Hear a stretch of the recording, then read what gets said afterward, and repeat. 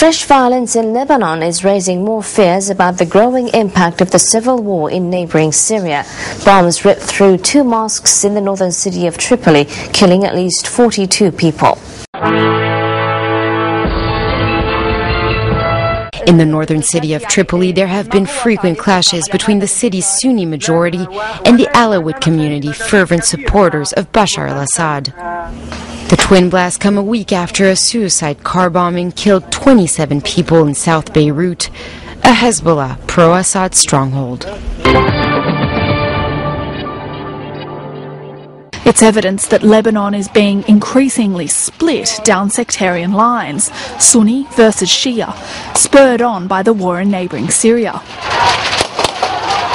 No one has claimed responsibility for this latest attack yet, but it comes just a week after a bomb killed 27 people in Beirut, in an area known as a stronghold of the Lebanese Shia movement Hezbollah.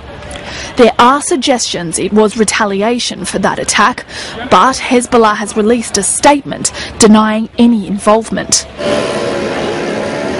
Violence against Shia Muslims is increasing across the country as Hezbollah fights alongside the regime of Syrian President Bashar al-Assad. Up until now, attacks on Sunni areas have been rarer, but this incident could indicate that the tide is turning. What is clear is that Lebanon is growing more volatile by the day, and that the Syrian conflict is no longer being fought solely on Syrian battlegrounds.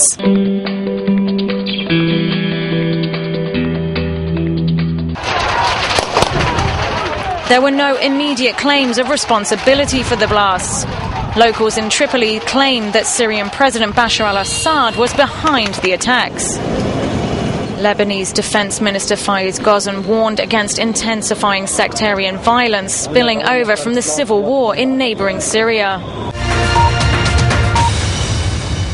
In the face to attempts to undermine the country's stability, and stressed the importance for all Lebanese parties to respect Lebanon's policy of disassociation and to refrain for any involvement in the Syrian crisis. The National Day of Mourning had been declared today. This is the second week in a row here in Lebanon that a National Day of Mourning has been declared. You had the bomb attacks yesterday in Tripoli. Last week you had a car bomb attack happening in a part of town here in Beirut that is considered to be a Hezbollah stronghold. There was a National Day of Mourning declared after that attack as well. Now, the death toll from yesterday's attack has gone up. We've just heard from the national news agency here in Lebanon that at least 45 people killed and at least 500 people injured in these 2 bombings that happened yesterday in Tripoli outside of 2 Sunni mosques there. These are mosques, one of them called Al-Taqwa Mosque, one of them called Al-Salam Mosque.